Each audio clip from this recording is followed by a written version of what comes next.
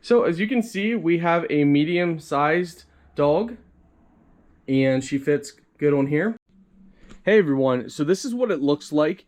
Now what we're doing here, I just wanted to show you the bowed piece goes in the center.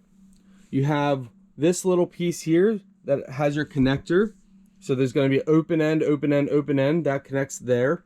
You're going to take the two longer pieces. So two of the longer pieces are going to go for the sides. So you're going to put them straight through. One's going to be there, one's going to be there. Then you're going to have these little legs. You're going to have it facing up.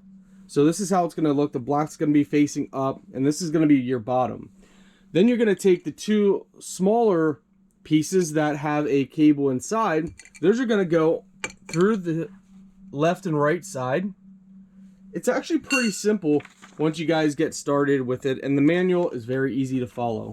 Alright guys, so this is what it looks like once you're done. It does have breathable mesh, which is nice to keep your pet nice and cool, and you can kind of see through under there. You can see. A little hard to see, but anyway, yeah, overall very nice. Big enough for a small, medium, and a large size pet. It is solid, even sturdy enough that we can sit on it without sagging. So 200 plus pounds. So even if you have a bear as a pet, they'll be good. And what's nice, it's lightweight and very portable.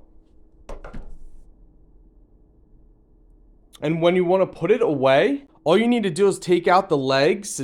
Just pull this right out, pull that one out, pull these out, and that side, and then you got this thin piece that you can then tilt these inward, and you can slide it and put it away somewhere. So as you can see, we have a medium-sized dog, and she fits good on here.